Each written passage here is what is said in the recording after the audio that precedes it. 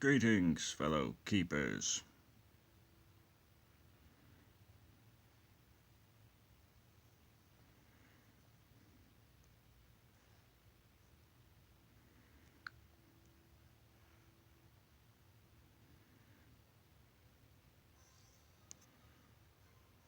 And we're in.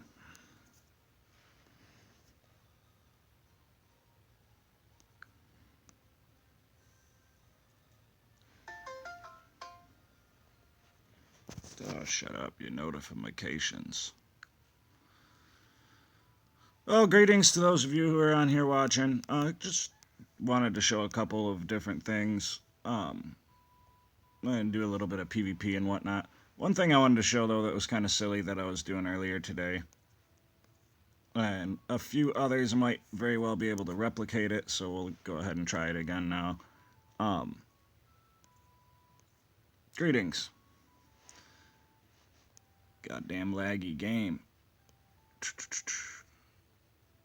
Anyhow, earlier today I was screwing around with food costs and whatnot in Catacombs because I had just spent a ton of maps, with my level 13 fighter so I could do them at 20 food cost.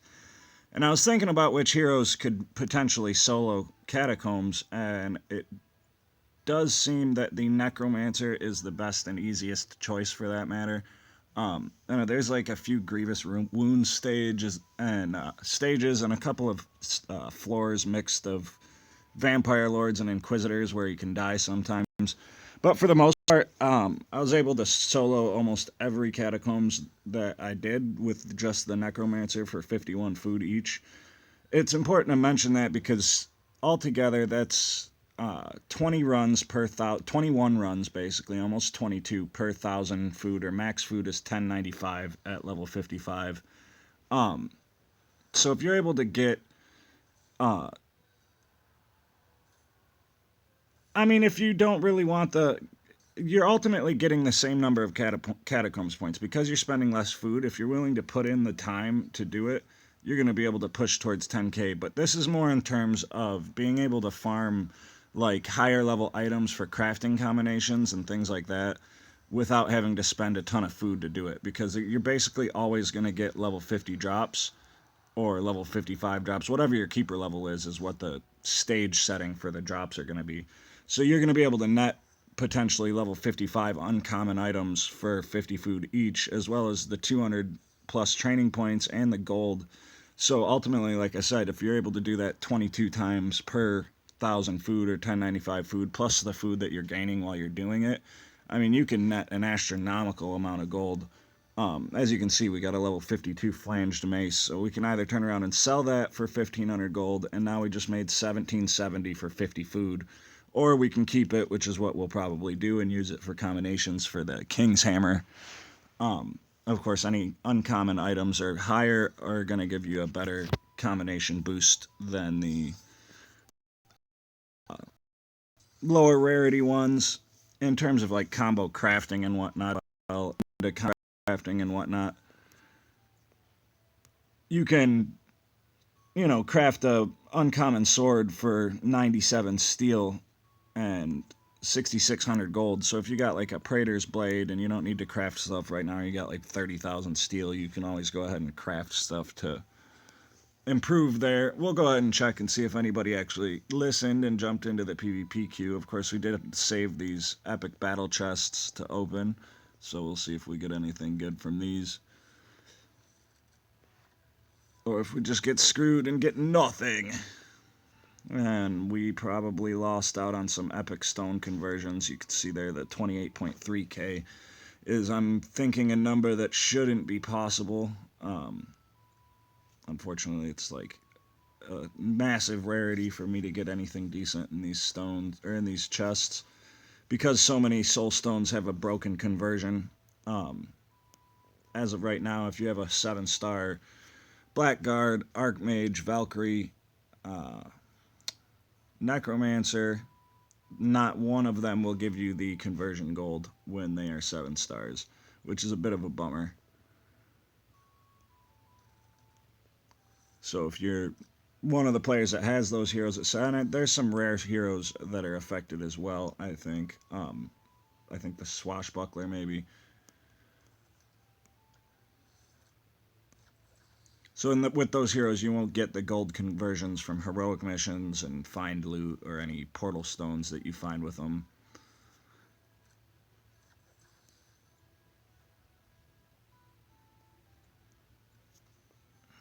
But as you can see, we have 80 bajillion keys, so we might as well eat up a few of these.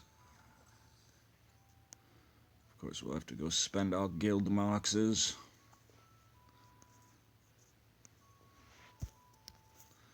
And off to battle. We'll see if anybody's hanging out in the queue. Likely not. If that's the case, we'll run a couple of Wizards Chosen and look at some different PvP teams. We'll show a couple of different tower attack teams, and then we'll see if we can't go do a fight or two against the Dragon.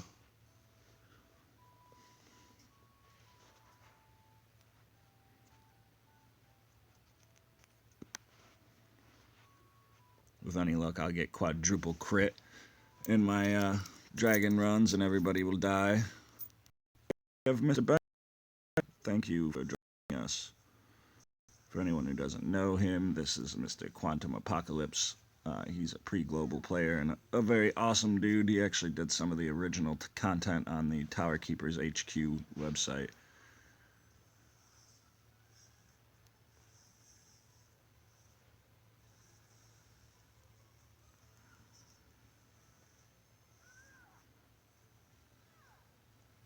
But he's all about these Amazon barbarian teams and such. He's been trying to do some stuff with the Amazon and the Barb for a while. As you can see, he just wiped out our Valkyrie, so he's off to a good start on that regard.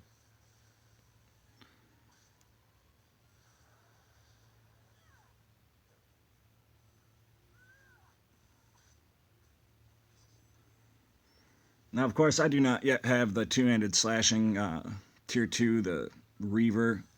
That would help incredibly in situations like this where the Valkyrie's down, because that gives you ability to drop this Mighty Strike with the Baleful Glare up that just does massive amounts of true damage.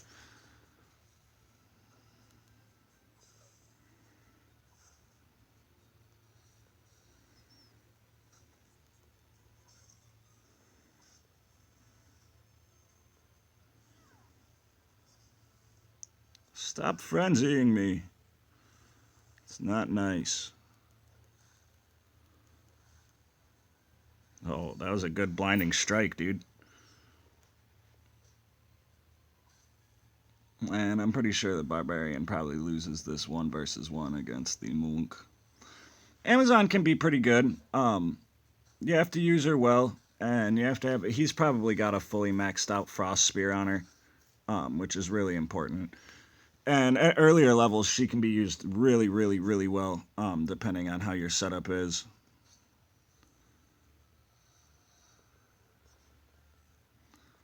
I mean, if he does well with this Ninja Doom team here, he might actually be the first person to beat me in ages and ages.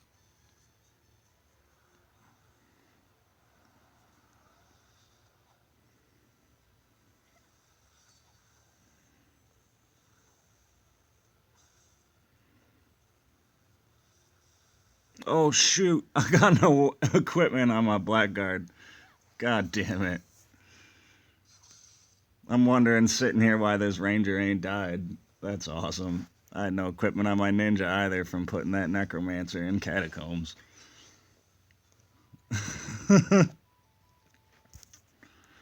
Well, we should probably fix that.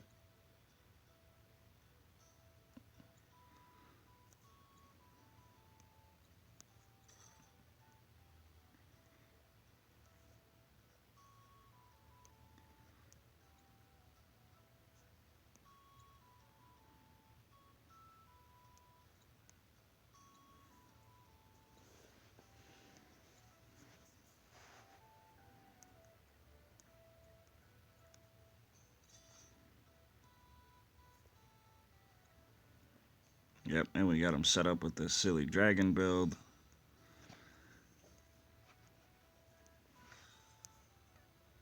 That's a little better.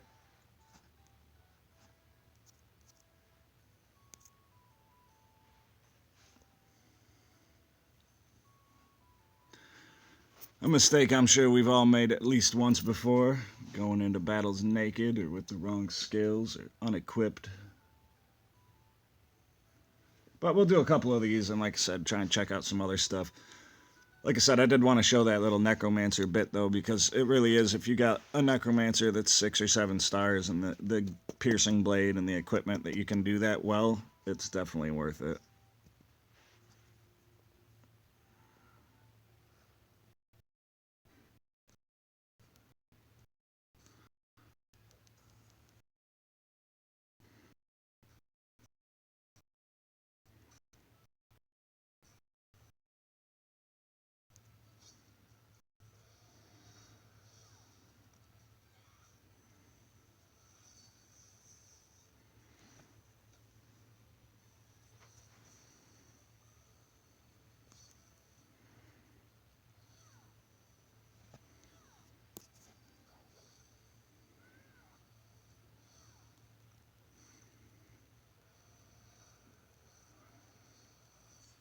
Demon Shout.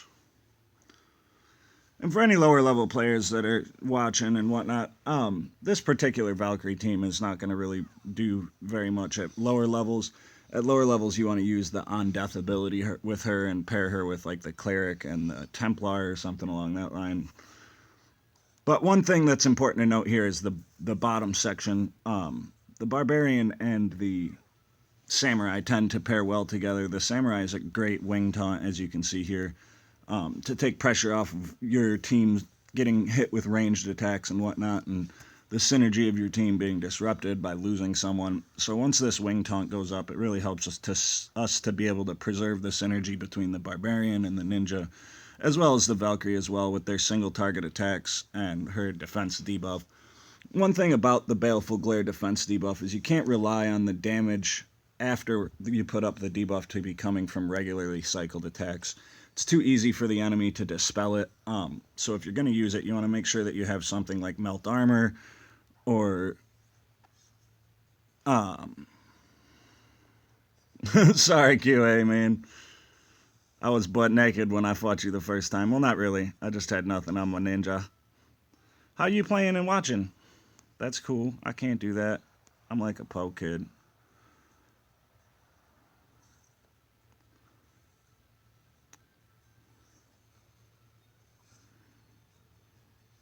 Oh no! And ideally, you want the ninja team, or the Valkyrie team, to face the Ninja Doom team, as opposed to vice versa. And you want your Shaman team to be away from the Spell Sword team, which in this case, of course, is that team. And that allows us, if anything, if we do lose with the Valk team, this is usually the most powerful team you're going to face against higher level opponents. So you want to make sure that you're facing them with what's your third team, which in this case is the Valkyrie setup. And of course, for any lower level players, you want to always make sure that you try and put your weaker team first. Now, that doesn't mean put a team of level 1s or some hodgepodge nonsense, because you want to try and make every attempt possible to win. And now that we do have some of the Kong players and whatnot on here, I just wanted to give a quick run through and whatnot of how some of the mistakes I see lower level players make. And one of those is not focusing on the heroes that should be in the front line, especially when playing on my alt. I'll see people run like the Spell Sword or the Shaman or something in the front line. And you have a few utility frontline heroes. It's usually these three right here, the Ranger, the Necromancer, and the Valkyrie, that can tank in the front. They don't necessarily have a taunt, but they have massive defense, or in the case of the Valkyrie, they have the health boost from Shield of Wrath and the on-death ability. The Ranger, of course, has Rescue. The Necromancer has Fear and Ray of Enfeeblement, as well as his self-heal to help improve survivability. And then you've got your core tanks, that like the Knight, that of course we all taunt, and defensive abilities like parry and whatnot. And we do have heroes like the War Master that you see some lower level players like to put the War Master in the front. If you have a super beefed up War Master and he's got a star or two on your opponent, say you're 35 running a 5 or 6 star War Master, you can run him in the front fairly successfully. But he's one of those heroes that has all of his value from just existing and being with his different buffs such a utility hero that you don't want to put him in the front and let him die, and then you lose all of his value. One of the things that one of the other players in the community and a top PvP player, Raven, used to always say is that they're a tank with honor. If a frontline hero is there, they should be able to serve their purpose and then die, and once they die, you haven't lost that much. So in the case of the Valkyrie, you get your Light of Wrath and that massive soul energy boost. You get your few...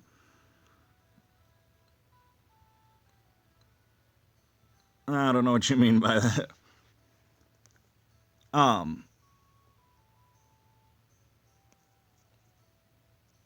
Anyhow, but you want them to be able to give all of their value just from being out there to begin with. So like with the Ranger, for example, she has the Ranger Marshal passive that's going to give that massive initiative boost to your team.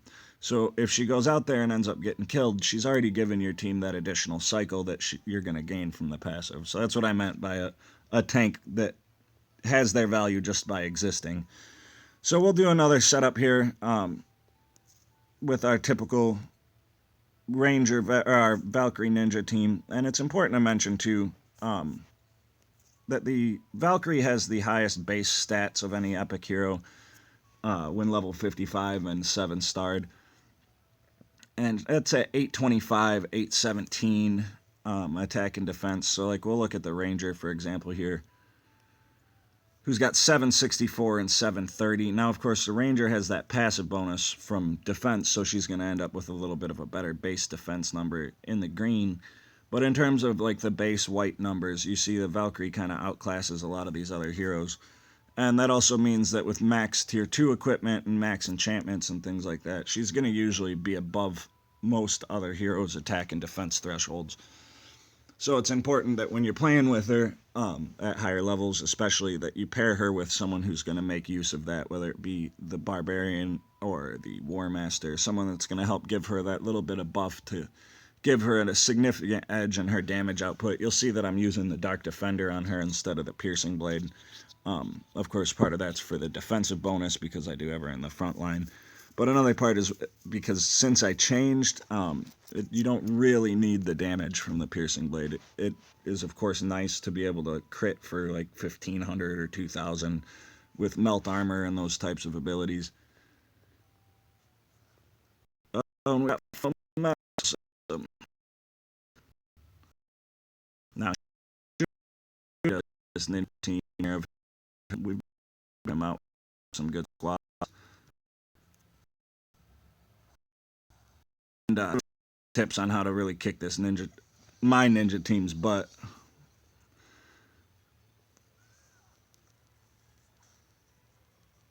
And he's got that awesome tier 2 slashing weapon on his samurai,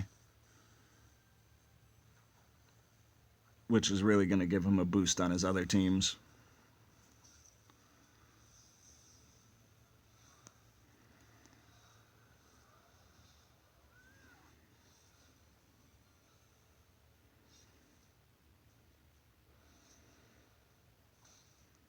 But my Valkyrie's gonna die.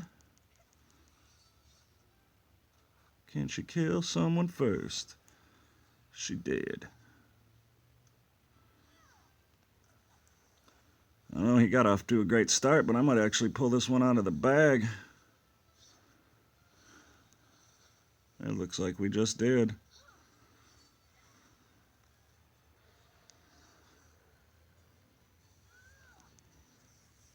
Close one, Flannel. That was a pretty good fight, man.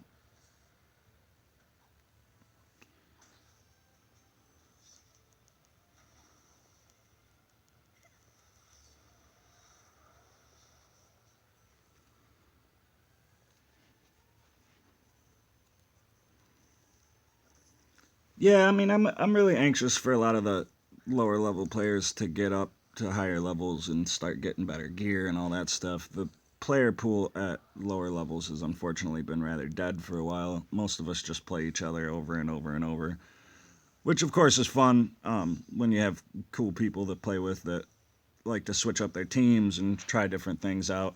This guy's always running random stuff like this Archmage, which he knows ain't gonna work.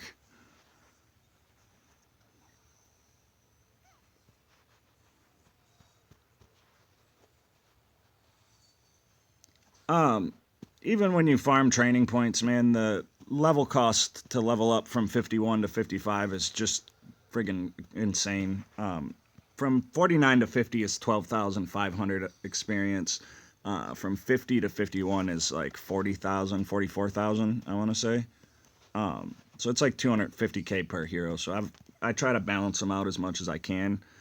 You'll see certain heroes I've left at level 50, like the Mystic, because she's a lower value hero in terms of what I need from her. She casts that initial Doom spell for me, and that's about all I really need. Now, I will eventually level her up, but like even if you do say 20,000 points worth of tower attacks in a week, that's going to be enough to level one hero if you're lucky from 51 to 55. Usually it's like 50 to 53 or so from that much. And of course, you'll pull in more from battle chests and other things. That necromancer farming method that I showed is an awesome way to farm training points, but it takes a really long time.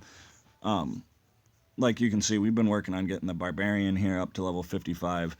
We can finish that one off, and it's 55,000 to get from 54 to 55. So, I mean, and at 54, I'd rather just go dump the points into the samurai right now, and that way he'll be 51, and so on and so forth.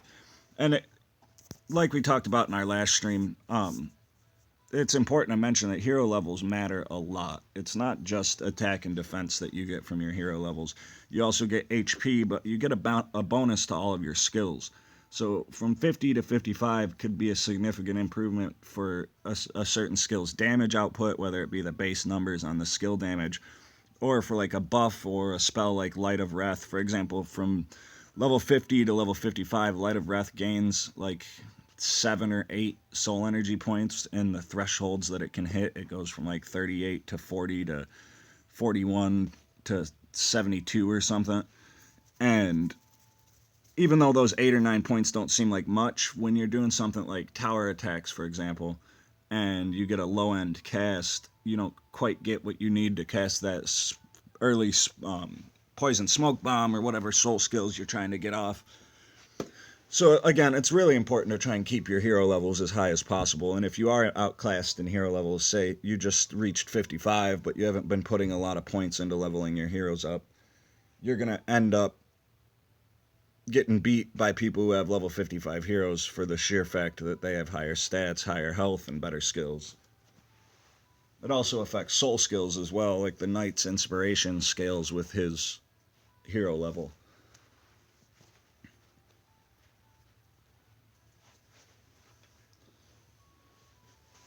And, you know, when you look at multiple percent-based damage modifiers and things like that, little 2 and 5 and 8 point boosts to stats or damage really can make a difference.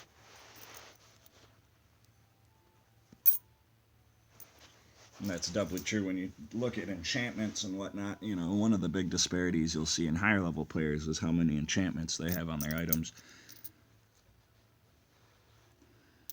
Not really. One of the things that's important to note, like especially if you're a web player, most players are coming up in droves together. So I'd say realistically, in terms of like pre-web players, there's maybe 20 or 25 people total that have been playing since global and playing hardcore. And of those, like right now, I'd say there's maybe 15 people tops that PvP regularly. And a lot of like the more dominant ones and whatnot, they don't just sit and take wins from people. They'll swap and quit if they get the same person over and over. And as more and more players come up, I mean, right now the Kong population kind of dwarfs the mobile population in terms of active players that are PvPing and doing stuff every week. So in a couple weeks or a couple months, when everybody starts to hit 53 to 55, the queues will be so full that you'll run into a pre-global or a pre-web player, rather, maybe 1 out of every 5 matches. I mean, that's one thing that I don't think a lot of Kong players have really been alerted to, but I mean, right before the web release of this game, the mobile game was kind of on the verge of just dying. The queues were in the tens of thousands of seconds. There was just nobody playing. And, you know, fortunately with the 1.9 update, it fixed a lot of the bugs that were forcing people to not play. And we had the web release that brought in a bunch of new players from Congregate. And that really helped to pick things back up. And there's, of course, been an influx of new paid players that are contributing money to the game. And, of course, that's always going to be, in the end, what determines the fate of the game is how many dollars it brings in. And we'll sit in the queue here for a minute, but we don't want to waste time just staring at this searching screen. So if we don't find an opponent, we'll go check out some other stuff.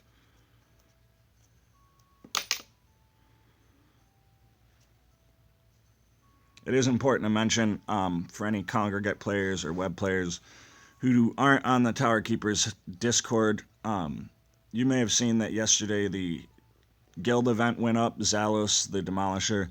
Apparently this was not intentional. They did not mean to put the guild boss back up. So you may see that the timer has... yes, Spy, I've spent a fair amount of money on this game. But you'll see that the timer for the guild bosses changed from the usual 2 weeks down to about 30 hours or so right now. Again, like I said, there was some mistake with them putting it up, but we can at least use it as a few fights in and get some early rewards and have a look at that. First, I wanted to go in and check out some tower attacks with different teams. For lower level players, the standard team that I used coming up was always a double healer based team using the Knight, the Cleric, if she'll move, the Druid, and an AoE damage dealer. If you are coming up on level 40, you're going to want to consider crafting a Rod of Ruin, of course, for your Archmage, for him to use in tower attacks, at least until you can get a Wand of Endless Suffering for your Warlock. But yeah, like I said, whatever the case was with this timer, they screwed it up. It does seem like the boss has less health and was a little bit easier this time as well. But once again, like I said, this particular formation is what I used to use. Probably I'd say from about level 42 to about, or 32 to about level 45. The combination of the taunt, both heals and the resurrection, as well as the AoE damage. There is, but it depends on your equipment. In my opinion, the best team, like the team that is just not ever going to die, is this team here using the Warlock, the Necromancer, the Valkyrie, and the Ninja. This team's going to 3 full AoEs, the Stun Disruption, the Debuff from Fear, as well as the semi-AoE of Angelic Volley. But before you have the epic items and whatnot to survive in the backline without taunts, things like Bombards, for instance, at level 38 with no epic equipment are going to be able to one-shot your damage dealer or your cleric with a cannonball and a debuff. So eventually, as you get better gear, there's going to be different things that become available. And, once you get powerful enough, one of the big focuses in tower attacks is the rewards. Yes, I'll show them all the different teams in a moment. I personally have been playing this game since about the first week of January, I want to say, in the North American local release. There was a local New Zealand release, and I want to say around this time last year, just a couple weeks after this time last year, in September or October of 2016. And then in January of 2017 was the North American and Canadian release. And then in February was the global web release. And I think that was all of it. Yeah, I'm going to get into that as well, but I wanted to show real quickly just the speed and advantage of this team against significantly difficult towers. There's a few towers in the 55 brackets, and especially some of the more pervasive heroes that this particular boss tower with. We get into throwing in gold boosters and slowing things down. It definitely gives that ability to lose, and there's a new setup amongst the higher level players using the chill towers that you saw there, basically using a floor full of nothing but those and a super powerful blackguard wielding the tier 2 dagger. And if you don't have the ability to kill the chill towers before he starts spamming his abilities, you're just going to get wiped off the board. But as you can see, one of the important things with this build is the early disruption of this poison smoke bomb. But the problem is that it doesn't work if there are too many chill towers going. So you're going to want to make use of the melt armor and the energy drain abilities to wipe out those chill towers as quickly as possible. And you also want to make sure that you're always going from one floor into the next with your soul skills available. Like right now, we know that we're going to survive without taking much damage. It'll slow us down a little bit, but we don't want to waste our smoke bomb or anything right there. And we'll see here, there's no hero or anything. This is just basically a junk floor to keep the tower filled.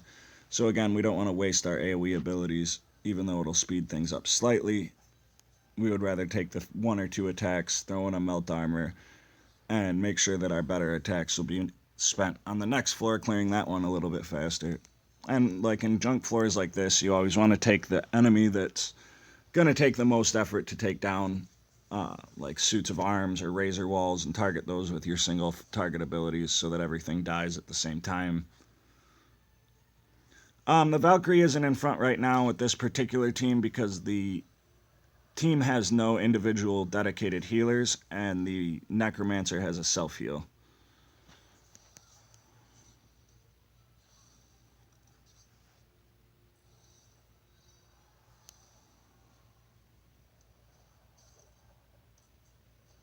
Yes, that is very true, actually. If you can use a soul skill to push another skill down, whether it be Call to Arms or Battle Fury or whatever, that's definitely worth it. Ranger I use in front in PvP so that I can safely use the Blackguard in the back with the Tier 2 weapon. One of the differences between the Tier 1 and Tier 2 weapon with the Blackguard is the massive loss of defense and dodge. So that's going to make you want to go back and put the Ranger up front with Rescue. Ranger is a very high-end tank if you take a look at her. One of her passive abilities gives a percent base increase to defense. So as you can see here, she's got a 45% increase at 7 stars. And then Rescue here is going to give her 31% armor. And it's also going to let her jump in front of an enemy and suck up one of the ranged attacks that hits them. So it serves as a pseudo taunt there for just a minute. But you can see she's coming in at almost 1700 or basically 1700 defense, which is why she's viable as a frontline tank. I'd say at about 5 stars and with an epic leather on her, she'll become a fairly viable tank for most players. Earlier on in the earlier brackets, it really just depends on your offense. We must switch teams. No, I haven't tier 2 bow.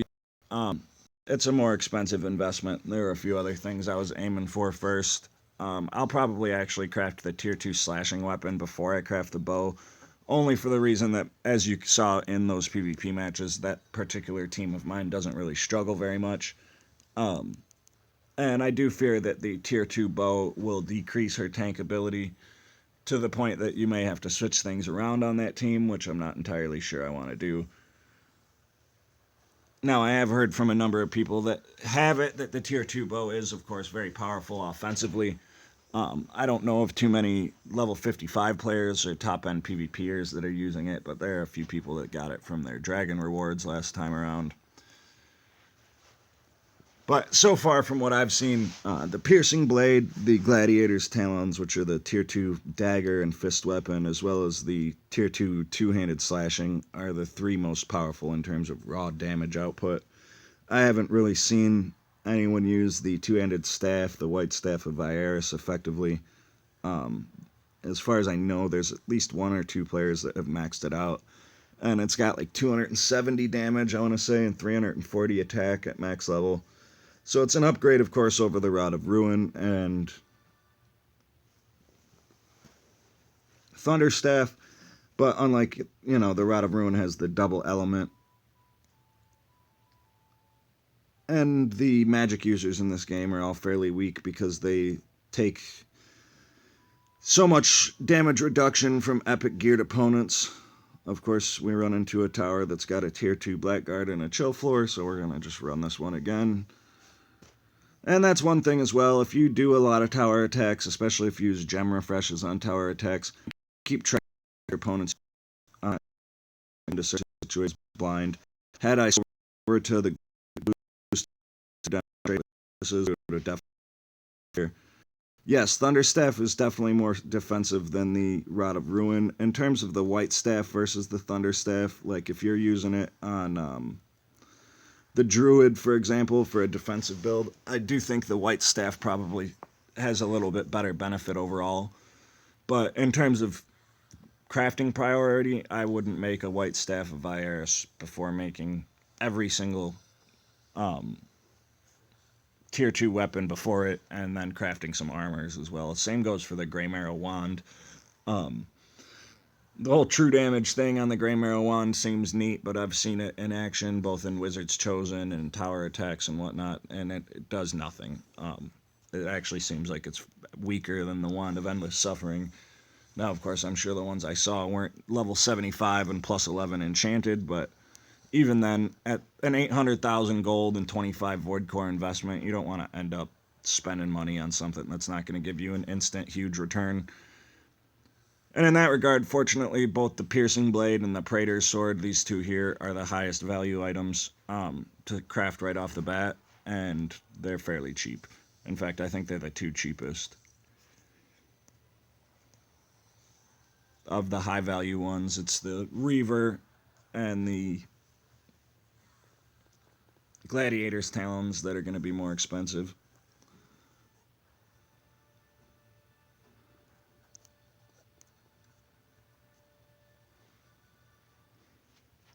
Anyhow, like I said, that's just a quick look at that team in particular that's able to cut through these chill floors fairly easily.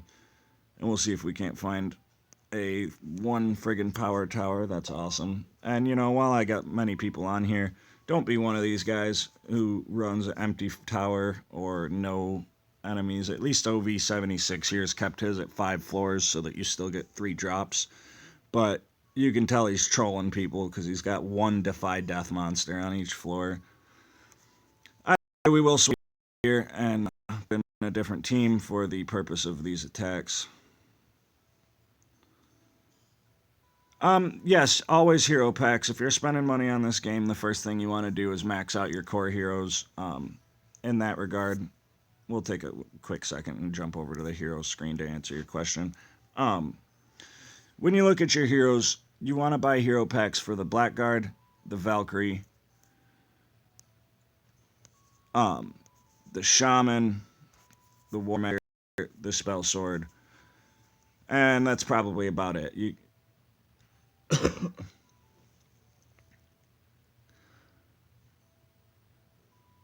I don't know what you mean by that. If you attack a guy that has a Valkyrie, is that a sure lose? Like if they have a defending Valkyrie in a tower, Valkyries don't really do well in tower defense. I've put mine up a few times, and even with the Piercing Blade, she's not a great defender. But absolutely, if you're going to be spending money, you want to buy hero packs. And although they are randomized, it changes every 24 hours, and you can spend gems to refresh the hero shop. So ideally, what you would do is wait for a Gem Master sale when gems are on sale for 2x or 3x, and pick up a crap ton of gems, refresh the hero shop, and then purchase the packs that you want. So every time you refresh, this whole list is going to reset, including these 2 packs here. And you'll occasionally run into packs that don't sell out. They're supposed to sell out after you purchase them, and then you have to refresh them again. But you'll occasionally run into packs, usually in the first slot here, that don't sell out, and you can just buy them over and over. The Blackguard is the top priority hero in most respects. In my opinion, he's the strongest hero in the game. You've got the Ranger, who at high stars is going to give you access to a utility tank that most other players, especially freer players at lower levels, aren't going to have.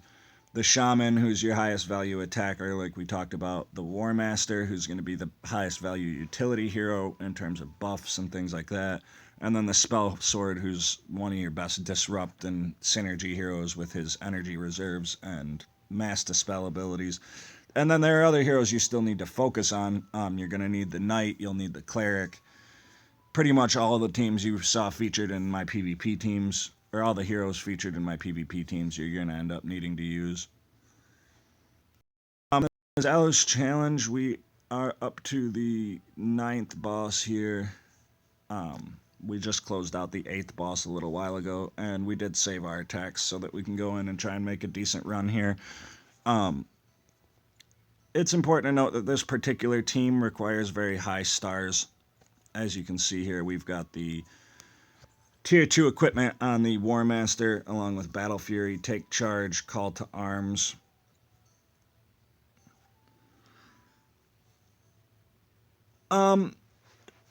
It really depends. The sooner you get Valk, the more you can start leveling her up. So if you are a free-to-play player, it's going to take you a long time to level her up. Whether you unlock her now or later is going to determine how much you level her up and in what amount of time.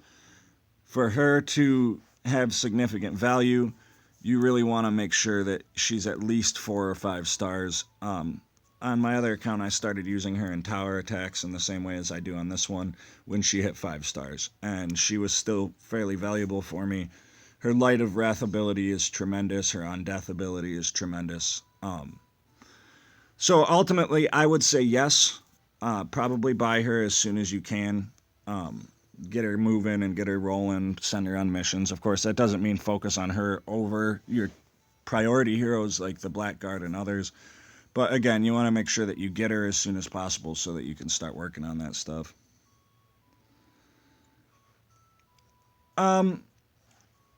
Yeah, I would focus on Blackguard, Necro, and Ranger first. The Archmage, I personally haven't used my Archmage in months. He's been sitting on the bench for quite a while now. He does have some value in a few different places, but most of that value is in the 40 to 52 range, where he's going to be a high-level attacker when he's well-equipped and well-enchanted. But that kind of dies off, and because of his slower skills and magic resistance and whatnot, he's just not quite as effective. Anyhow, back to the Dragon setup here. Again, this team is a little bit more geared at higher-level players. You'll catch up, man.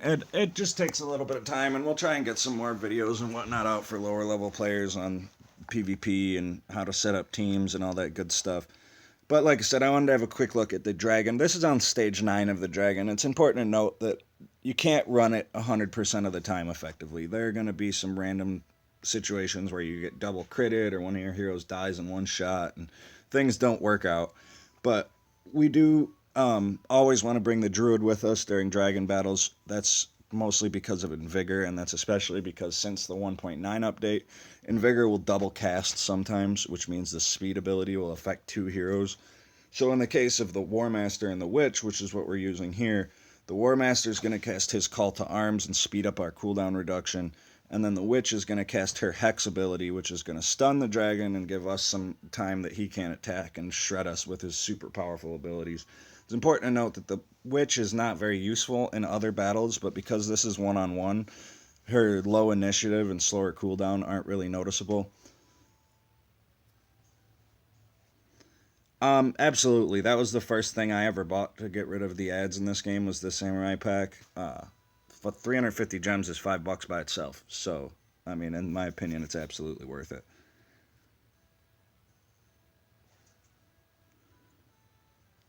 If you are first starting, your number one priority is saving up gold and buying epic stones. So yeah, if you haven't unlocked the Blackguard yet, save up the 100,000 gold and unlock them. Same with the save up the 25,000 or whatever it is to get the super rare heroes that you need, like the War Master and the Shaman. Number one priority should be unlocking every core hero. Anyhow, back to the Dragon topic. Like I said, for higher level players especially, you're going to always need to bring in some potions, typically the immunity and revive potions. Oh yeah, if you are able to pick up the daily gem pack, especially if you're able to watch ads, whether you're on mobile or it just happens to work for you on Kong, you can pull in 140 gems a day when you have the daily boost as well as the 30 or 90 a day from watching ads. So, that's 4,000 a month for free. That's going to give you 2 crafting packs almost. But we're going to go ahead and jump in here and have a look at how mighty this dragon is. Does seem like they dulled him down a little bit from last time, but he's still very powerful and still has the ability to wipe your heroes out rather quickly. It's important to note, too, that you also want to do this battle in 1 time speed. Not the because switch targets, use skills, all that good stuff. And you'll see here that I'm not using any skills. We don't want to use any soul skills because that's going to change how the cycle runs. We don't want the dragon getting more turns because, of course, that's often too much for us to handle with how powerful his abilities are. So we aren't going to bother with our shield tactics or our rapid regeneration until it's right before his cycle's coming up. And he has a very, very powerful ability called Endless Pain that you see here in the skill cycle. It's a poison ability that ticks for 15 damage ticks. So right before it comes up, you're going to cast Shield Tactics. You're going to try and stun away the Eat Your Soul so that your War Master doesn't die. But as you can see, our War Master here took the fall. So we're going to use our Resurrection Potion. And then we'll pop up our Rapid Regen to make sure that our heroes don't come too close to death from that poison. And then it's back to just sitting and invigorating the War Master. And eventually we'll switch a heal over to the Witch here and hope that she and he are then hit by that double invigor that we talked about. That's going to be the major difference for higher level players between getting massive 250 to 300,000 damage runs or getting a lower 70 to 120,000 damage run, is that ability to proc those double invigors. Of course, that's not working as intended, so we don't want to get too used to using that as a crutch to defeat this dragon or to put in those huge damage numbers. But as you can see here, the combination of the Hex and the Call to Arms, like we talked about, really slows the cycle of the dragon to a point that he gets maybe 1 or 2 cycles. He'll get that first attack of Eat Your Soul and then Cage of Bones. He'll cast Break Free a couple of times, and you'll see here one of the things that we don't like to see is him casting Purge. While we have our Battle Fury and Call to Arms and such up, because that's going to rip our buffs off. It's important to note, anytime he casts Break Free... No, if you... For example, like if there's an entangle coming up in the action log and I cast a stun right before it and then the enemy gets entangled while they're stunned, that's going to cause a larger reduction to their cooldown. And that's often going to be what flip-flops the skill cycles in your favor. But vice versa, if you're casting skills like the shield tactics or the rapid regeneration, basically what it does is it pushes the rest of your skills down one in the cycle. So where you would have a Call to Arms or a Hex that would have went off before the dragon's abilities, now it's getting pushed down to going off after the dragon's abilities, and then you lose that, improvement to your survival and an increase to your end on the cycle. But as you can see, once the Curse and Battle Furies start to stack up, the Blackguard's really capable of some massive damage numbers. And ideally, when you don't get hit with a Purge and a Break Free right like that, I'm not sure. When I first started playing on the Congregate, the web ads weren't working at all. So that's why I had mentioned that mobile players likely get more. I don't know if they're now functional or if it has something to do with how many ads they have available. But as we can see here, our War Master just went down to the poison. We didn't want to burn a potion on keeping him alive, so we're going to throw this into 2 times speed and take what we can get from the rest of this run and pretty much consider this one a lost cause. Now, ideally, we would have avoided that last skill cycle from the dragon, and when the Blackguard started hitting those 10,000 or 7,000 hits on double swing, we would start invigorating him instead of the War Master, and that would increase our damage output. Yeah, you should be able to watch 10 ads per hour up to 30 a day. And of course, you can watch them for other things, but I would suggest to always use them for gems. But as you can see there, with a little bit less than perfect run, we did about 200,000 damage on the Stage 9 dragon.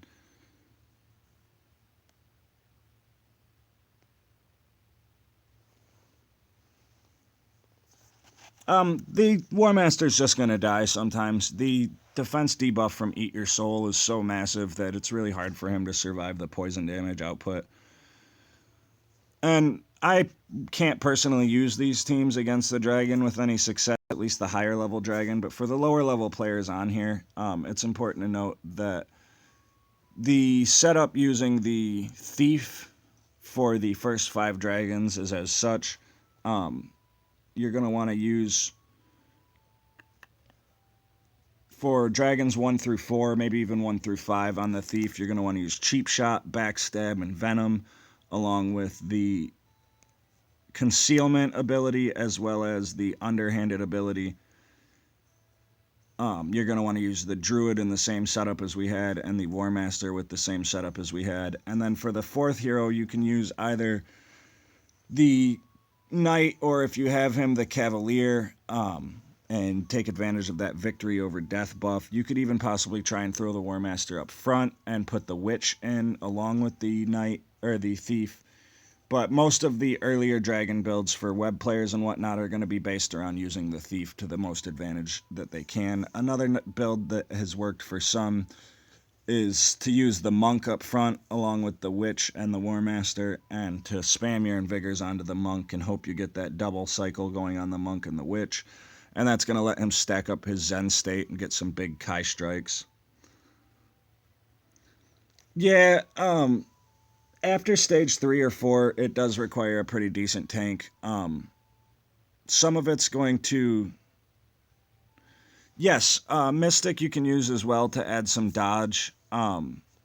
Like, for example, you can use with that Thief team, you can use it like this. With the Mystic, or the War Master up front, and the Mystic basically serving the same purpose as the Witch to cast those dooms for bonus % damage, but that she's going to also give you the ability to dodge from Foretell, and she's going to give you the disenchant that's going to let you take the endless pain off of your War Master or whoever's having trouble to survive it. But yes, ideally, you're going to need a pretty strong tank with some decent poison resistance. You can, of course, use the Blackguard up front, and instead of running him like I do with Death Glare, you can put the Shadow Shroud on him, as well as the Hell's Bulwark ability, and that's going to let him run up front a little bit easier. I've also seen another build that uses both the Blackguard and the Thief, where you have it set up like this, with the Shadow Shroud in front, so that the Blackguard can try to dodge those Eat Your Soul and defense debuffs and whatnot. And then you spam your Invigors onto the Thief for the crowd control, basically, for him to keep that cheap shot stun up. And then the rest is going to function basically the same as the Witch team. But we're going to make another run here with our traditional setup and see if we can improve on our damage output there. Because this is ideally the team that I think most people should aim for in the long run. I know for a lot of people it's going to take a while, if not even like a month, 2 months, or longer. But you definitely want to work on your hero stars for those rarer heroes like the War Master and the Blackguard, but as well as the Witch and the Druid. Of course, the Witch is...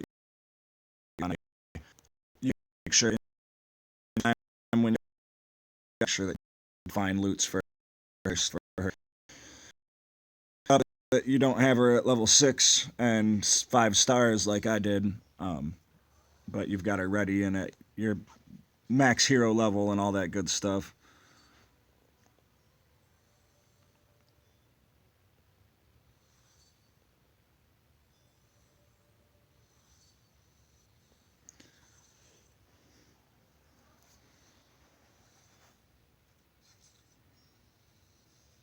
And we're going to have our Blackguard die again. Or not our Blackguard, our War Master. Can't ever just dodge the endless pain, can he? Nope, he just wants to get killed every time. And unfortunately, that's what makes this dragon, especially the late stages, quite a drain. Is because to make your runs consistent and to be able to do it every single time, you need to bring a crap ton of potions. And there just really are so few sources of potions for free in the game. You, of course, get the few from the Witches campaign, which are very helpful, but other than that, there's just not a ton of stuff out there. And you can buy them for 200 gems, but in those 200 gem packs, you could potentially spend 200 gems, and you don't even get a revive potion, and you end up spending 400 or 600 gems to get one revive potion. All in all, it's a pain in the ass.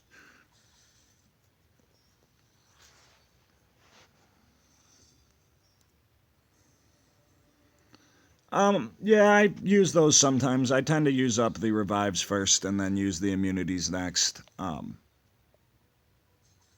don't, it just tends to be habit. I prefer the death because if he dies, then the defense debuff drops off of him and it gives better chance that later in the run he'll survive through the rest of the fight.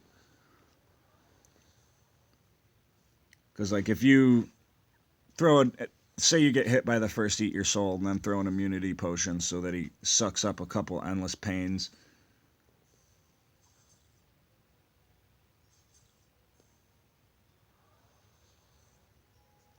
I'm not sure what you mean by your guild shop stuff. And unfortunately, your message disappeared before I could finish reading it.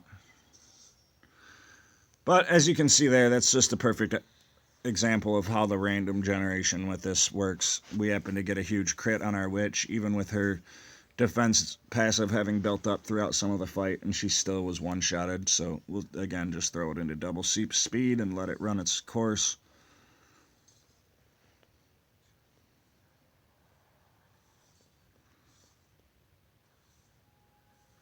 Okay, Andres, now that I could reread your stuff. Of course, all battle chests are good. The common chests have 5,000 gold and some training points. The rare battle chests have some skill scrolls, more guild marks, more training points, and the same 5,000 gold as the common ones. And epic chests have up to 12 soul stones in them for any rarity hero, including epics.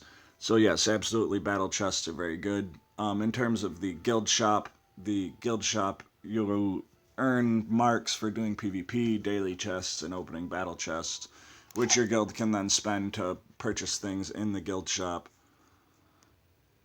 which range from portal stones to catacombs maps to resource packs.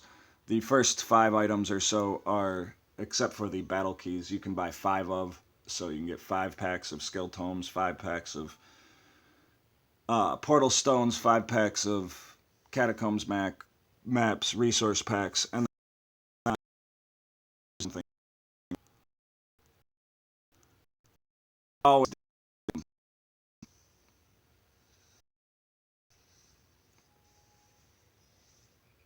yeah, every epic battle chest you open will have a different stone in it. And if that's you, Frikwan, talking about the fighter, I'll find you soon. Yeah, but like right now, I don't care to waste a potion on my witch for the chance that she might not ever get hit. Like even if she died, I wouldn't bother resurrecting her. Um, I like to focus on just preserving my potions for my War Master in particular, because if he's gone, then the wipe is a run. The run is a wipe regardless,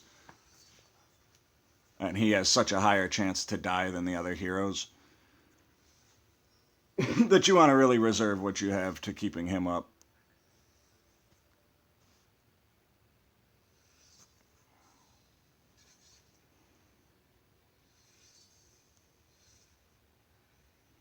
And you'll see sometimes, like I said, I'll throw the soul run right before that endless pain in hopes that it'll flip that cycle, but that'll usually only happen if you have a hex underneath or a call to arms.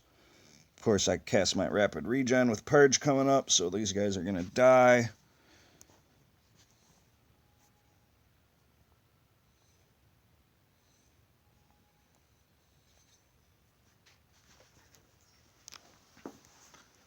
But that's okay, we'll throw the Invigor on the witch here and get our refreshing brew going.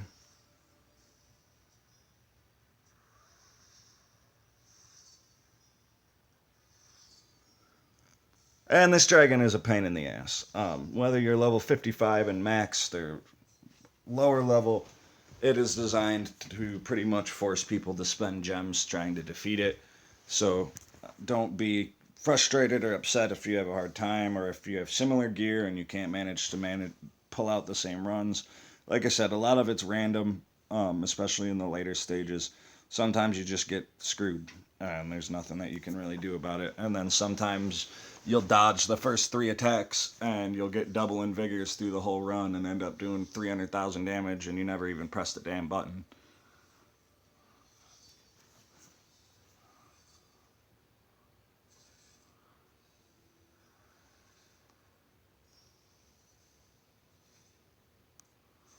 But we're hitting that point right here too where we want to make sure that we have the shield tactics up for the ranged abilities like Disintegrating Breath, because those are what can one-shot our backline heroes. Like that. Stupid witch.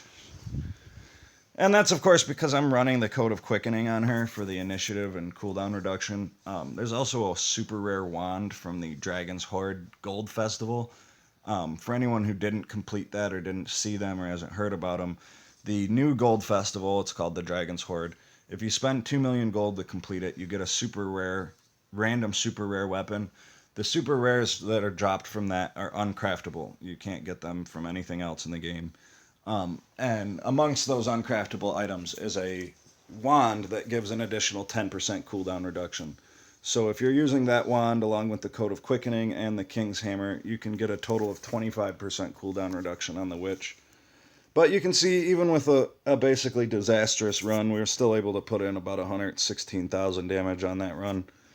So again, that's, in my opinion, the build that everyone should want to aim for the Dragon in terms of the long-term goals. And of course, we'll get out some thief information and whatnot. I don't personally feel like spending any gems on that sucker at the moment. Might as well jump in and spend some food, get some of these Berserker quests done.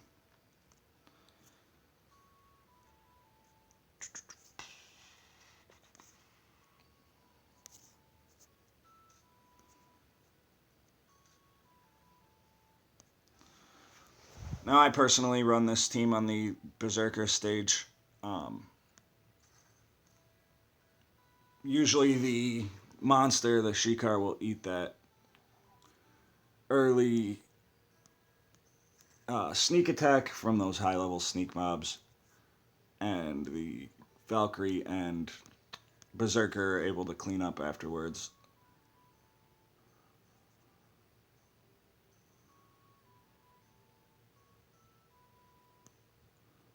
We'll put the Raging Shout, the Howl, and Raging Strike on our Berserker. We'll run in with the Vicious Streak, and we'll take the Heart of the Bear. We'll drop his defense down and let him take the Reckless ability.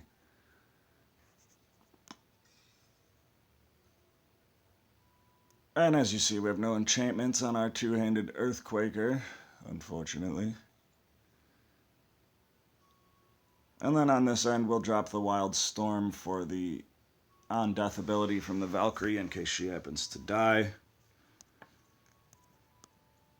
We'll throw the Piercing Blade on to increase her damage output.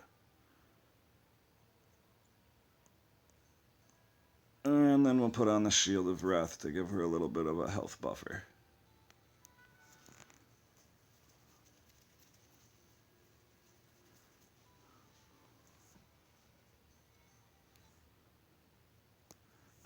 Yeah, he's not bad. For special,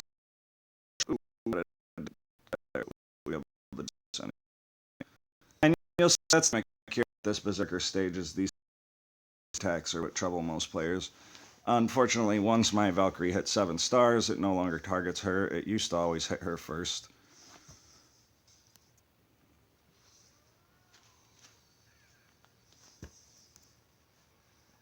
But yeah, the new monster Shikar, he's basically like an epic vampire lord in the sense that he has that regenerative ability. He has a pretty decent vampiric touch style ability like the Necromancer.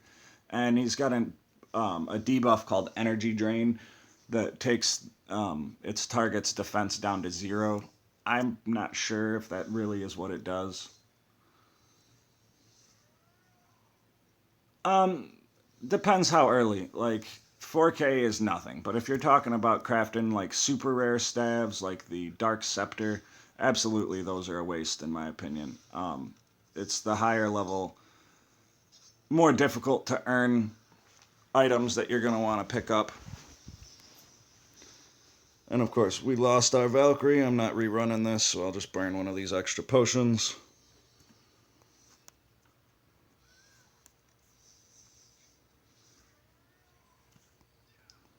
And for anyone, of course, who hasn't run this Berserker's Quest, it's basically just an improved version of the Sorceress's Adventure, which seems to have actually fallen out of the cycle. But it's a training point boosting campaign. It'll come up once a week, basically, and give you an opportunity to pick up about, 30,000 training points if you finish all of it, something like that. It's pretty decent if you do the whole thing. Of course, like we can see, the final stage here is a little more difficult. But if nothing else, any special campaigns that come throughout the week, whether it be the Berserkers or the Spell Swords or the Mystic or Rise of the Machines, all of them are going to drop a Catacombs map on the normal stages. So you want to try and complete at least the first normal stage on every special campaign. Um, the Witch campaign, like we talked about, has a number of free potions in it that are going to help out with the dragon fight. So that's one of the ones where you want to try and clear every stage if you can.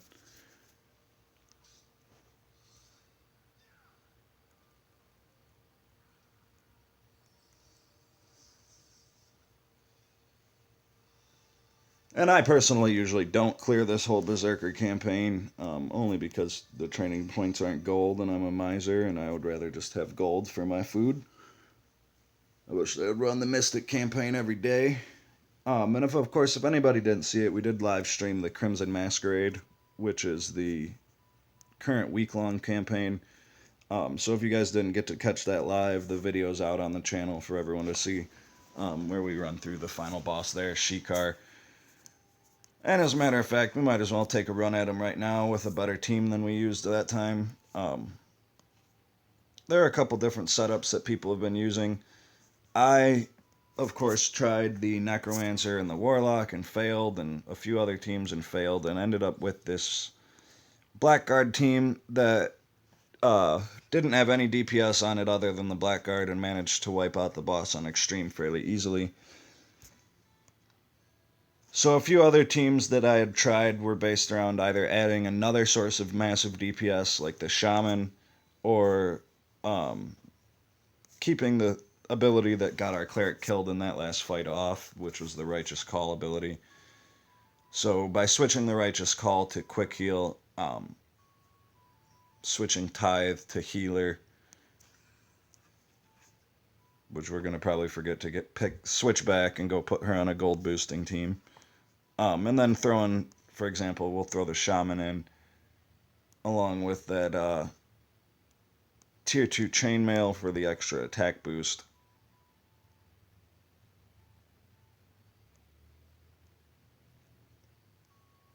And this team should be able to clear this pretty easily. I even also tried running just a super support team for the Blackguard. I put the Druid, the Witch, and the Cleric, and that team worked out fairly well, as well as the Druid, the Mystic, and the Cleric and the Line.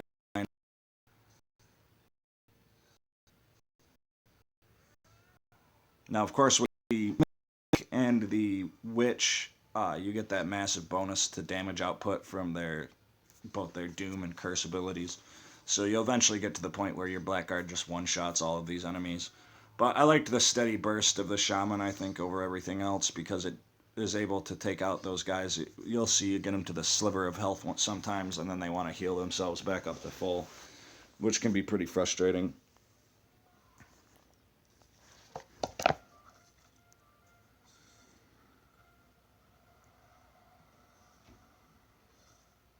And see, like that, for example, we were able to take that guy down with those successive hits.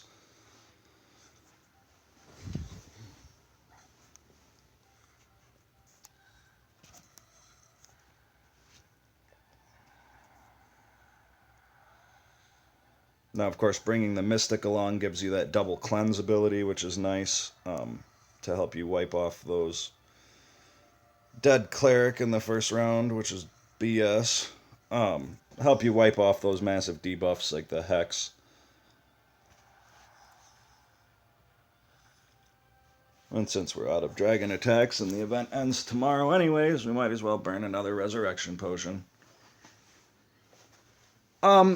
Yeah, some of these are not dispellable buffs, so they really do bait you into Spell Sword and then it doesn't even work. But even without it, the Spell Sword has significant value as just a single target damage dealer in this campaign. In fact, I haven't tried using him in place of the Shaman here. That might actually work out pretty well. with Invigor and Haste, double stacking Invigor with the cooldown reduction of Haste causes the spell sword to just go nuts in the action log. In fact, after this, I might try a run setup like that, because that gives me the ability to put the Praetor sword on him as well.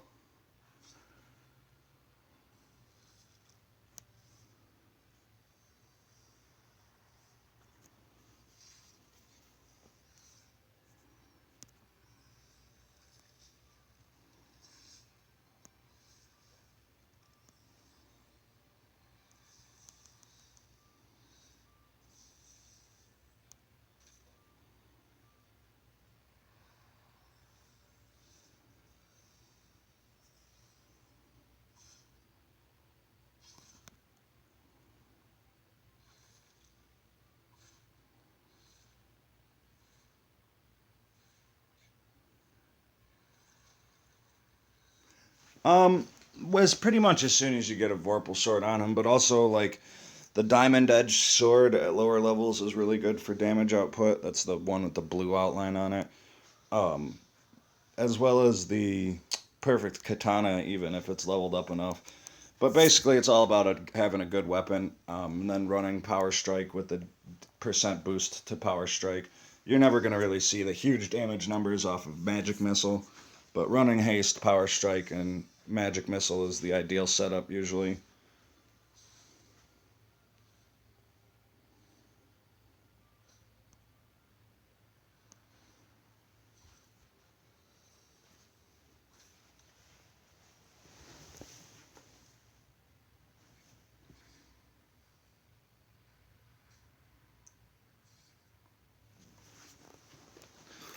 And I mean, I usually would advise to skip past most rare weapons, just for the sake that tier 1 and tier 2 epics are so expensive to craft in comparison. You really want to save all of your gold and crafting materials. But anything that doesn't use a void core isn't too bad to craft, because you can earn back the gold and steel and other stuff pretty easily. But you definitely don't want to waste void cores crafting any super rares out like crazy. And I know in the 30s and 40s, especially right now, you'll run into certain players that did craft a crap ton of super rares, and they're just killing everybody right now. And in 10 levels, those guys are going to have to spend everything that they spent again to craft new epic items to keep up with the pack. So you don't want to fall into that category of having spent all of your stuff too early, and especially not into the category of having spent money to craft items that you're eventually going to throw away.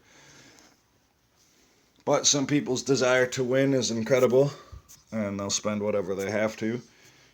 But I personally could never justify spending a bunch of money on void cores to craft super rares and then turn around and throw them all out and spend money again to craft tier 1s and then throw it all out and spend money again to craft tier 2s.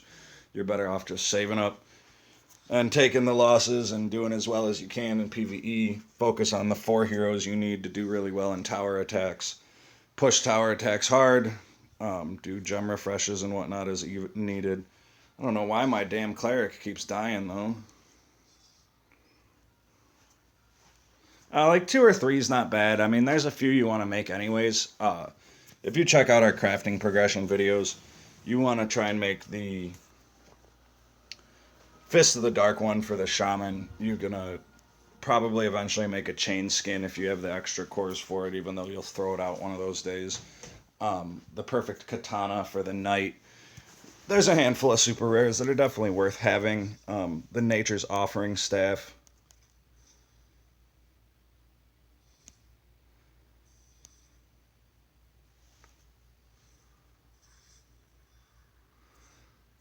Yeah, I usually put the tier 2 chainmail on her. I only have one of them at the moment, but I usually put it on her instead of the shaman. I probably shouldn't have done that the way I did it around this time around, but we'll see how it goes without the cleanse. These guys might be able to pull through.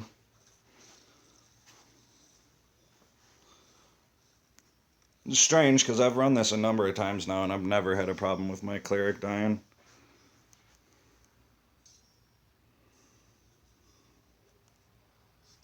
But anyone who was watching the stream the other night, we had a little bit of trouble with this particular stage for the first few runs. So I'm no stranger to getting killed by this asshole.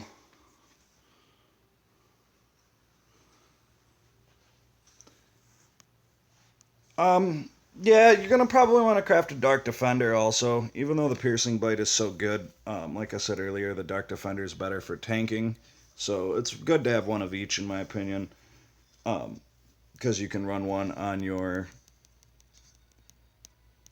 Necromancer and one on your Blackguard, or so on, however you want to do it. You'll see there we gave up the attack cycle so that we could try and keep our stupid shaman from getting killed because he doesn't have the self heal that the Blackguard has.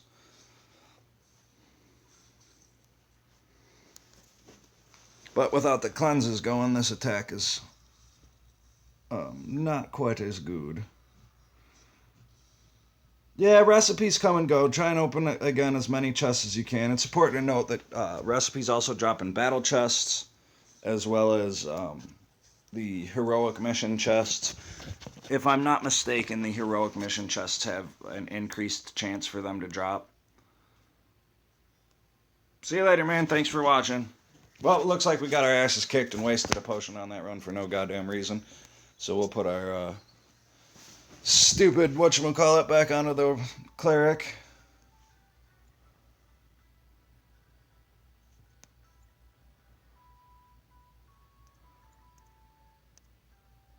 Well, actually, since we don't have to burn food just for the sake of it, we'll go see if anybody's in the PvP queue. Oh, fine, I'll play the spell sword. Not it. Like I said, it's a bit of a wash. When I use the War Master, it helps you to survive those early floors. There's definitely no situations where the cleric's gonna get killed by some wonky nonsense. Um, because you do have the ability to use shield tactics and whatnot, and you have the bonus armor and resistances from using the War Master.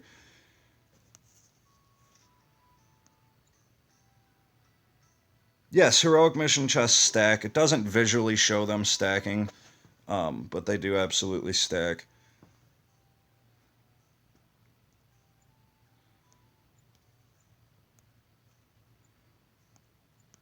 Now somebody is going to remind me to put my stuff back on the right heroes when I go PvP.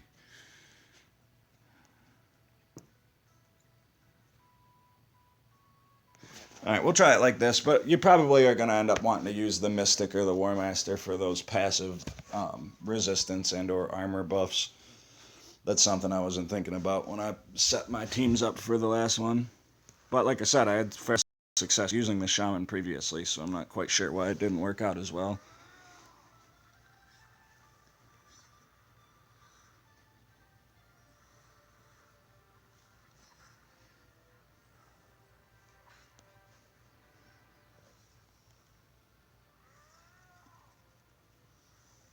Oh, I guess it does debuff most of those.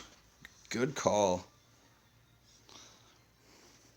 And I did a fair amount, a little bit of damage to these guys.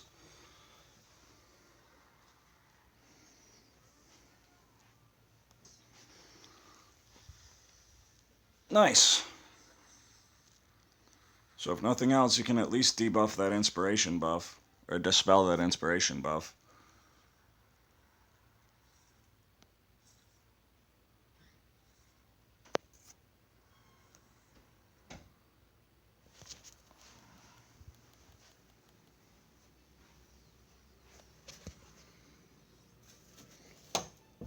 Yeah, on earlier stages especially, you can do up to 500,000. I'd say up to about 6. You can do that much damage output. Um, and it's all about gear.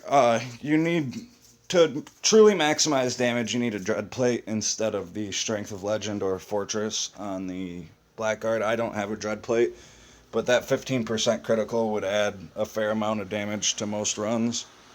And the lower level dragons, of course, have lower resistances and whatnot, so they take a lot more damage as well.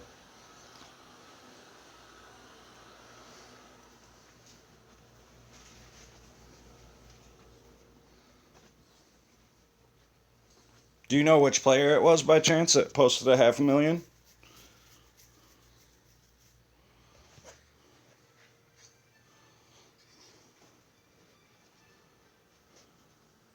So far, spell sword's not working out too bad at all.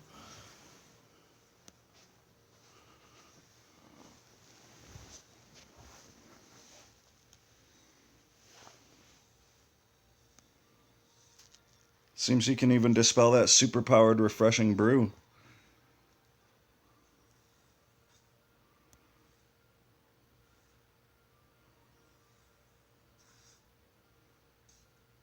Ah, that's odd. Yes, he's a pretty good player.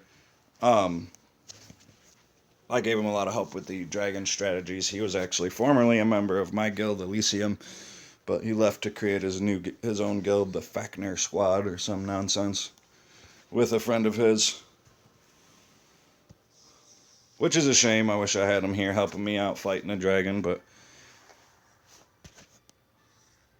everybody must leave one day.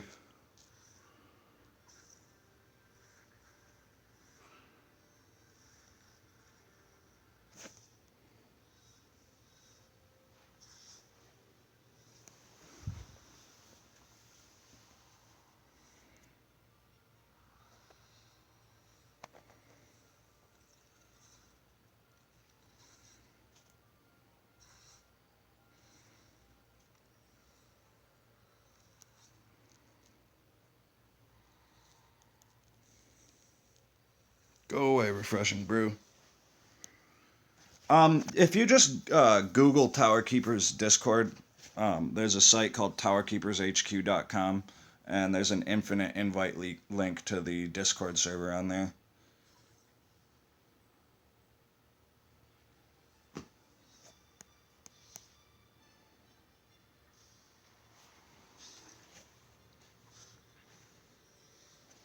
You know, I always forget to put one of those infinite invite links onto my videos and whatnot. But I'll try to make sure I put one up on the About page here on the channel and go back and post one on all of the video descriptions as well.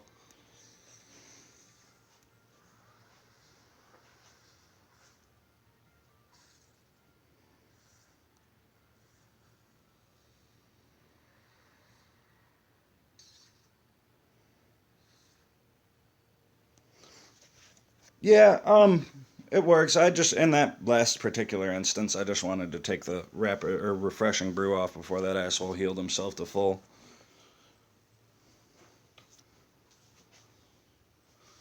I've seen people do a few different clever things and different tricks and whatnot too. Rohan, who you guys may have seen last night on the stream, uh, or night before last rather, he uses a gimmick with the Kensai and the Cavalier, and just the other day he showed himself giving the Kensai 16,000 bonus attack, which was pretty ridiculous.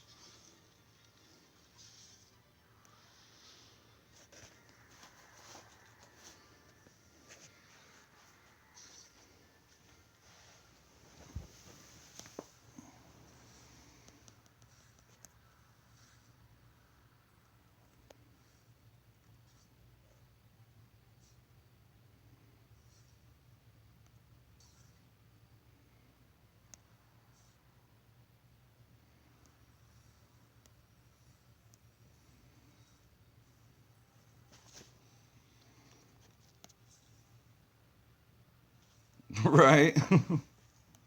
It's like she just wants to die all the time.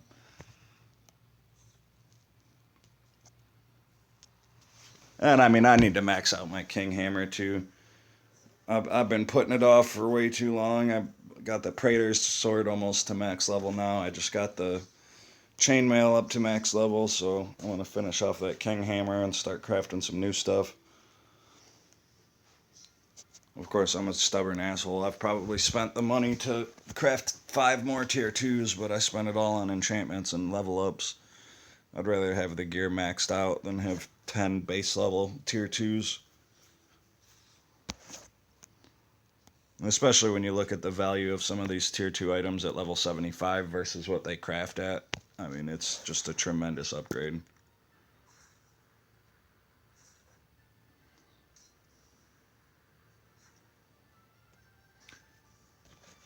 Yeah, I mean, it's in terms of tower attack and defense for cleric teams, especially for people who focus and rely on the cleric almost exclusively for survival. and they don't have like a team built around the necro. How much money have I spent on this? I wouldn't want to admit that. An astronomical amount. Probably, I don't know, over $1,500.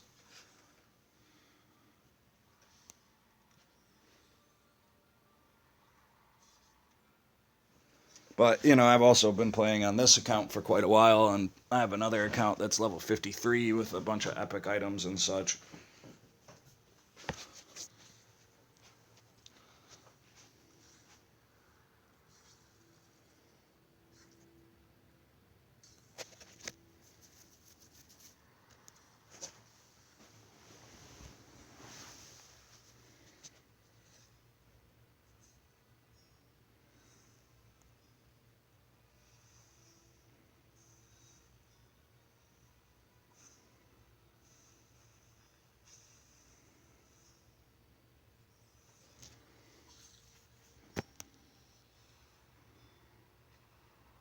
Of course, he's going to dodge.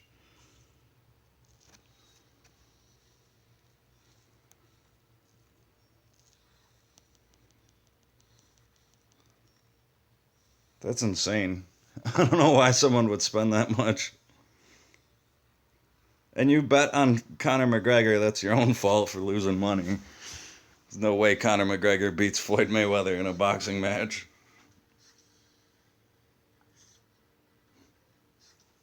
In a UFC fight, it's a different story. But if you watched the fight, you saw that McGregor had no stamina to keep up with a real boxer.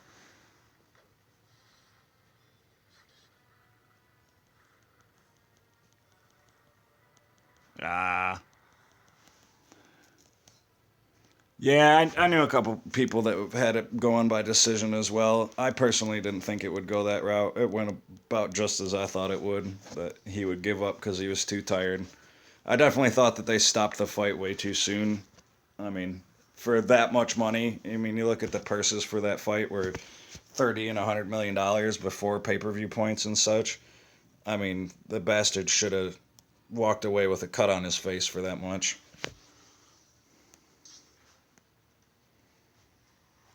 So it's looking like the War Master or the Mystic is just almost necessary to survive through this last fight. As we see with the Spell Sword, he was doing well for us for a while there. But without the bonus percent resistances, the Cleric is just getting ripped.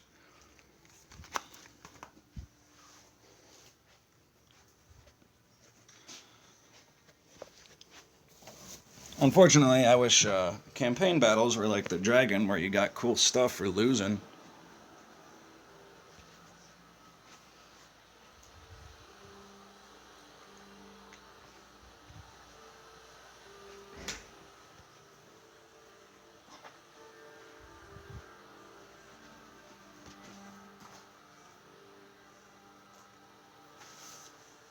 Right? Cain Velasquez is like 1,000 times bigger than him. I thought Cain Velasquez didn't fight anymore, though.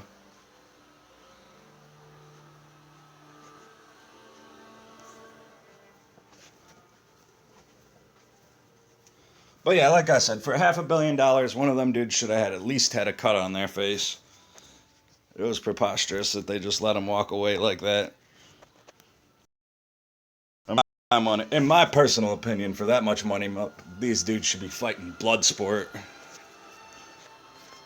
Just in some Cambodian farm village somewhere. Fight to the death.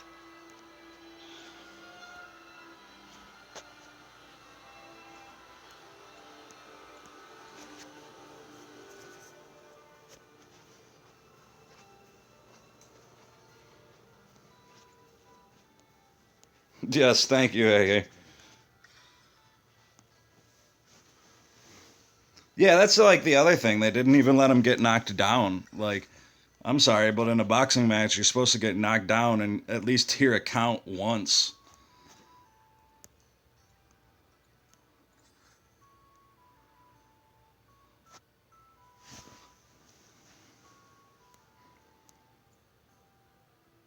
Skyrim, I think. Whatever video game my wife was playing.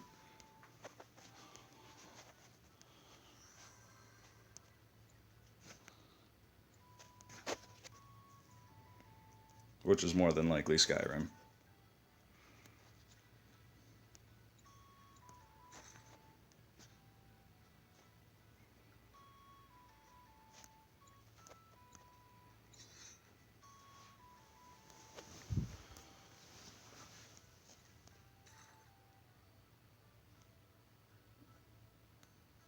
And as you can see, I don't have fully maxed out equipment on a few of these heroes. There are some players like Moto and Karen Lamb and others that have max level, max enchantment on every single piece of equipment. In my opinion, it's more important to have a viable and strong third team. No, I'll just keep this healer on for PvP. It's traditionally better for PvP anyways. I'll put Tithe back on when I go to tower attacks, but I appreciate it. Have a good night, man.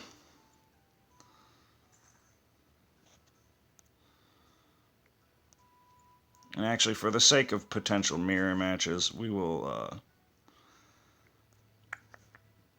put the weak chainmail on her. And we'll put the King's Hammer on him. You'll see if you run into a mirror match of Shaman team versus Shaman team, of course, they're only attacking your Knight, who is in the front line, and your War Master in the back with Earthen Strike and Wicked Punch. So you want to make sure that your War Master has got better defense than theirs, because whoever dies first is usually going to be the one that loses the match, because they're going to end up burning a revive on the War Master when they really need to save it to resurrect the Knight.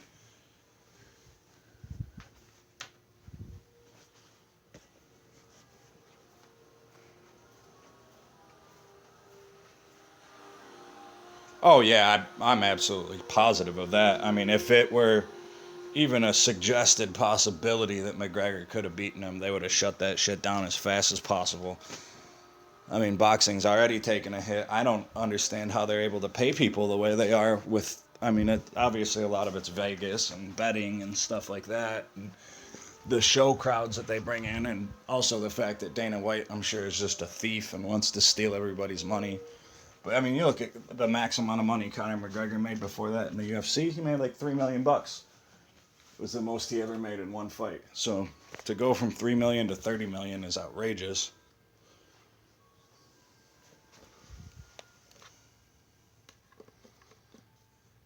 But I'll tell you what, man, I'll let Mike Tyson punch me in the face for as much money as that dude made. That would have been a hell of a lot more fun to watch. And Mayweather's, you know, he's a dancer. He's the kind of guy that wants to go a lot of rounds, tire the other guy out, try and win by decision if he can. It would have been awesome to see an old school fighter like Mike Tyson or Evander Holyfield that was just going to go in there and try and rip the dude's face off.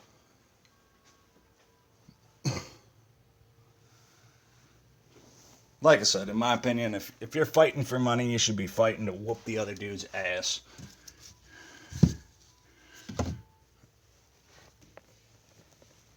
That's why I always loved Fedor Emelianenko.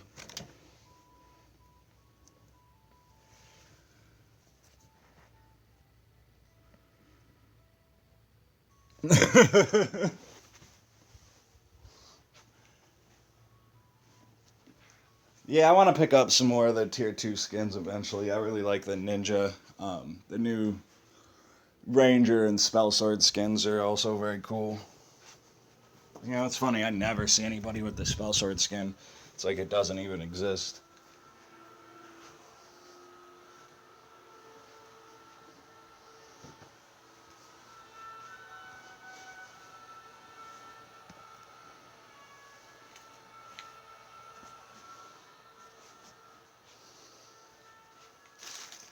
No, Floyd's camp and Floyd himself are genius. The dude's made all this money by only fighting fights he knows he can win.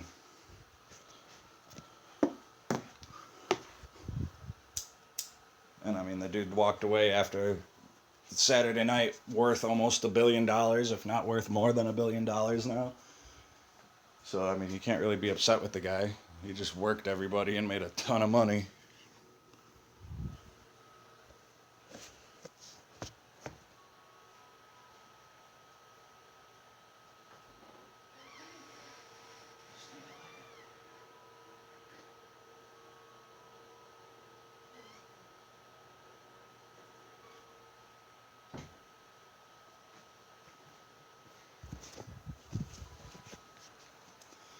But I tell you, I was watching some of the UFC 1 fights the other day, and compared to those guys, all of these fighters are nothing. In the run I did on the stream, I think my max was 180,000. My best run ever on Dragon 10 was like 337.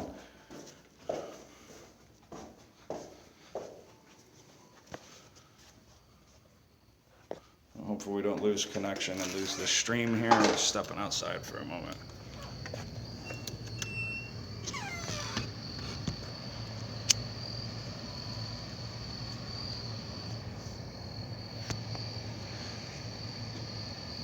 Not only when everyone could take steroids, but stuff like punching people in the nuts was basically extra points. Didn't we already beat this guy's stupid tower? I guess not. Alright, we'll jump in and do a couple towers. One thing that's hey, no, I don't know what you're talking about. But one thing that's super important to note about this tier 2 blade, is that it really makes the pirate viable for PvE. It allows pistol volley to be a really pervasive area effect attack, and combined with the angelic volley of the Valkyrie is enough to serve your purpose for tower attacks. And of course we will put the higher end gear. Oh yes, thank you for putting yes. Yes. Righteous call, absolutely. And tithe, thank you.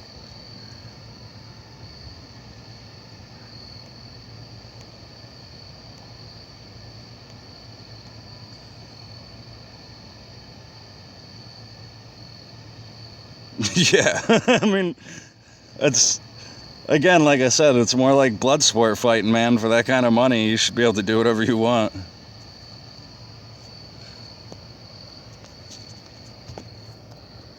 That's why people always talk about, like, what if Bruce Lee was a UFC fighter? Like, Bruce Lee's fighting style was about ripping people's eyes and throats out. You can't do that in a UFC fight.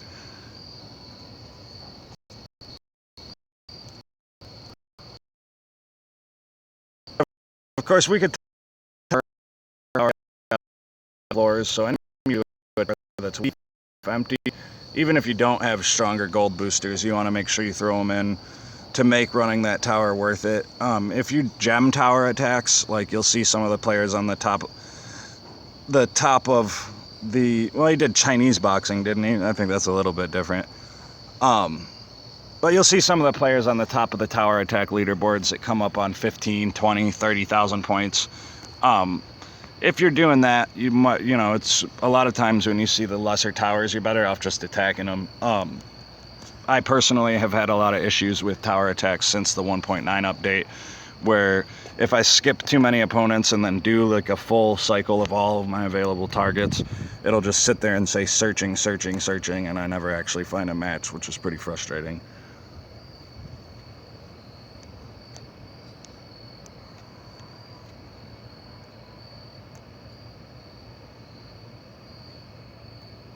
And we have the Duke, who we know has a number of tier 2 items. Hopefully he doesn't have a tier 2 blackguard waiting for us to rip our face off.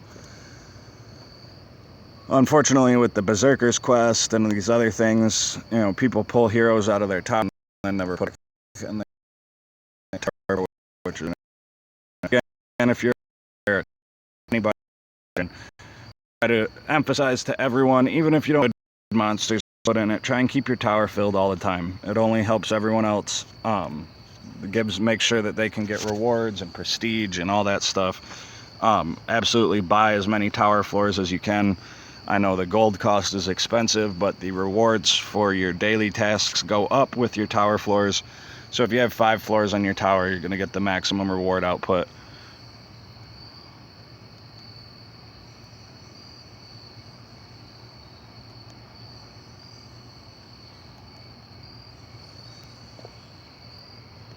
But as you can see with this tier 2 blade equipped, the pirate does some pretty decent true damage. And my pirate's only 6 stars. I know it's funny, I've got all these 7-starred epic heroes and 6-star uncommons. But I imagine at 7 stars and level 55, the pirate's only that much more viable in these situations. He has the passive that increases his pistol damage, as well as the 150 damage that's on the piercing blade, so that puts him at around 180 base damage before attack modifiers and all that good stuff. Of course, if you squeeze the War Master into this team, that would buff his damage even more. I've considered at some point trying to run the Thief, when I have a second and third King's Hammer, to run the Cleric, the Thief, the Pirate, and the War Master with 3 King's Hammers, and see if that maybe is a fast enough team because of the cooldown reduction and the buffs to be able to stand alone.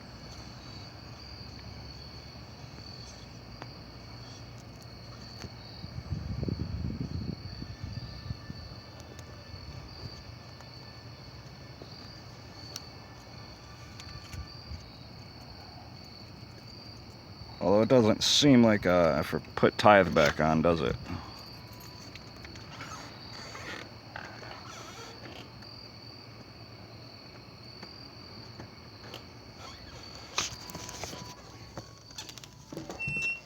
Nope, of course we forgot to put Tithe back on. I was wondering why I wasn't getting squat for gold.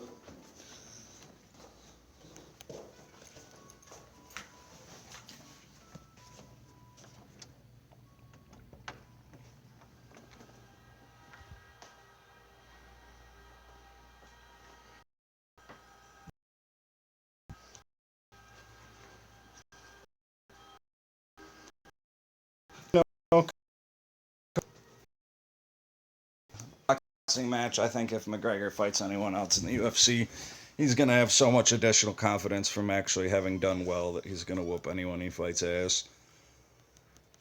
I'm more anxious to see if John Jones ever makes it back into the UFC and stops taking dick pills.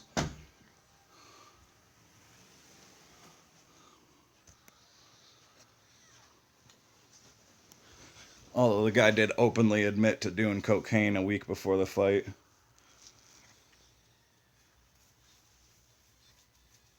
Yeah, I tend to, well, obviously not so much anymore, but when I was leveling up, I tend to use my fine loot for common through rare heroes, and just save my food from the epics and do heroic missions and such for them.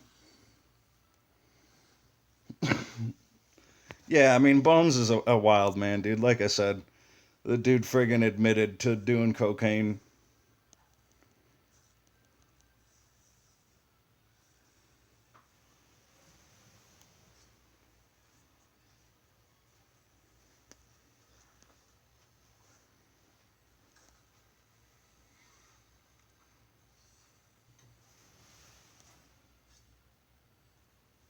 I do think that if Bones gets back in the ring, though, he's gonna eat whoever he fights.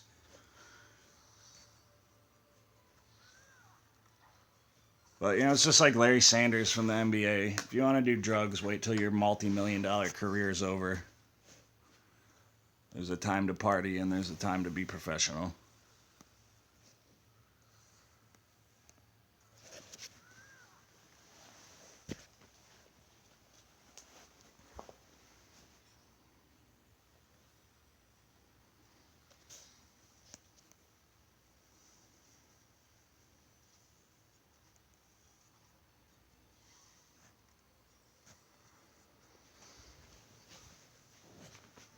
But as you can see, for a double gold boost team, this team serves fairly well. And with both boosts actually running, as you can see, it took this lesser 3-floor tower up to almost 2,000 gold.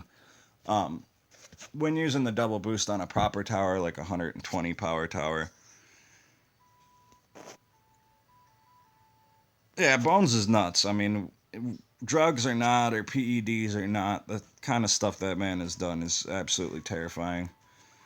Anyway, on tower attacks, there's nobody in the queues, and we're spent on dragon attacks, so I'm going to call it on this one, guys. I appreciate you guys coming in and checking out the stream. I'm going to make some closed, proper videos for different PvP teams and Wizards Chosen battles and whatnot to help some of the lower level players with their theory crafting.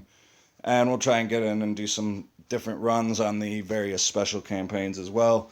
Of course, if you guys haven't, make sure you subscribe to the Keeper's Corner and check out our other videos and all that. And I appreciate all you guys tuning in.